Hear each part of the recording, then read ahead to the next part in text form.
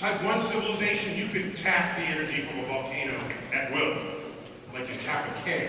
You could reach into a storm on... That really resonated.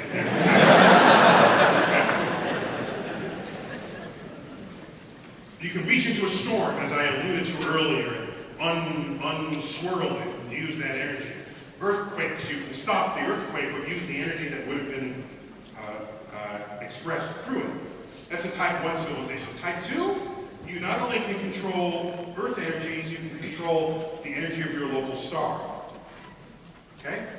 So the sun, you can take all the energy from our sun and use it. Type 3 civilization would be you take all the energy of all the stars in our galaxy. Type 4 civilization, you take all the energy of all the stars of all the galaxies of the universe. That would be something akin to the Borg. What are we? We are a type 0 civilization, fighting wars, like I said, over mines in the literal sand of energy waiting for us beneath the soil, and that energy is limited. So, what are the chances of becoming a type 1 civilization? We have to fully embrace geoengineering.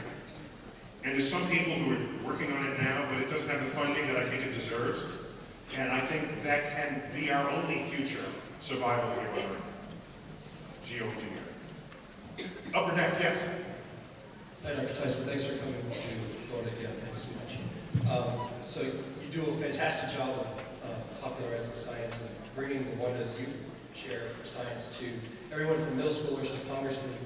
I have a 3-year-old at home. What can I do or not do to try and bring that to her? A long or short answer is fine. Get out of the way. Get out of the way. All children are born scientists. What do? They walk around and they break stuff, right? They don't break it just to break it. They break it because they're curious about it, and they're maneuvering it and manipulating it in a way that puts it at risk for breaking. And what's the first thing you tell her to do? Put it down, that's dangerous, it could break. And every time you do that, you're squashing a science experiment. My daughter, when she was still in a sippy cup and we were weaning her off of it to a regular cup, she's still in the high chair. She's there.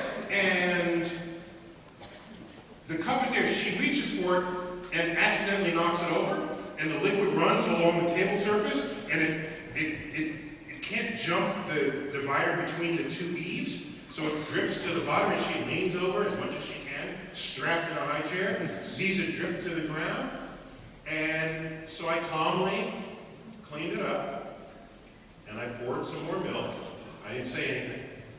And then she accidentally, on purpose, knocks it over again to watch what's happening. So, for what is the cost of 15 cents worth of milk, she got 2 science experiments on fluid dynamics done right before her.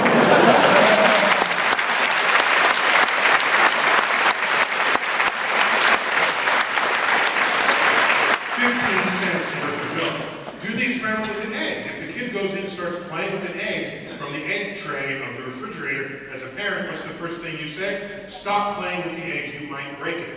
What does the egg cost? 20 cents? All right, if you're in a hurry, you might not bend over and pick up 2 dimes in the street.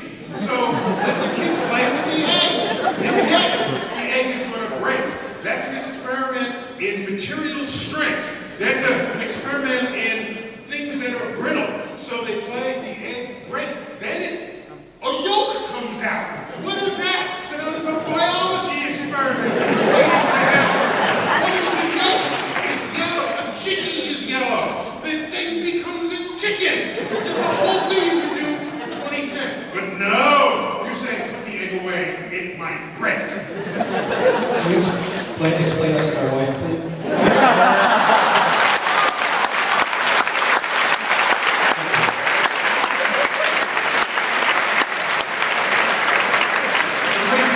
Ready to clean up after all. Yes? Your appearances on Nova Science Now has inspired me the major that I'm in now, plant science, so thank you for that. Oh, thank you. Thank you. I'm on hiatus, while we do Cosmos, so thank you for that. You mentioned a lot that America was falling behind in the science field with experiments and everything related to that, as the picture showed. What do you think is the main cause of this? coasting on investments that came our way from, my judgment, we're coasting on the innovations that we derived from this huge investment of our energies to go to the moon. If you look at the GDP per capita, from 1950 to 1960, it went up by 35%. Sorry, 1960 to 1970, it went up by 35%. That's a measure of how wealthy your country is, right? Between 1970 and 1980, it went up by 25%. Between 1980 and 1990, it went up by 15%. Between 1990 and 2000, it went up by 5%. Between 2000 and 2010, it went up by 0%. Now, a lot factors into GDP per capita. And I'm not going to assert that the entire evidence of the drop in that increase is because our distance from the Apollo era has grown. I will not put all the credit there, but I will say that the attitude that we had at that time has changed. It's just not there anymore. You can coast, but eventually you either slow down or you stop, while everyone else is continuing to invest in big, audacious projects that are their own force of seduction of getting people into the STEM field. So I think that's why. I think if the president said, let's go to Moon, Mars, and asteroids, and tourist jaunts, and all of this, then space becomes our backyard. And to do that, you have to innovate because we haven't done it before. Or we haven't done it lately. So we have to invent things and patent things. And all this requires innovation. It will require the biologists because we're looking for life. The chemists, the physicists, the aerospace engineers, the mechanical engineers, the electrical engineers. All the frontier of our traditional sciences would be represented there. If you're a lawyer, if we're going out there, maybe you want to study space law because who owns the material mind on that asteroid? I need one of these guys down here. All right, that's because you're an artist. You want a vista that can take us to a new place. So you draw what is going on out there. And if you're a playwright, you might be inspired to write a play on this topic.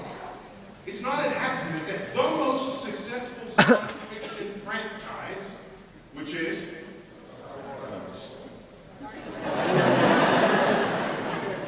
Star Wars has 6 movies, Star Trek has 5 TV series, 7 movies, Star Trek.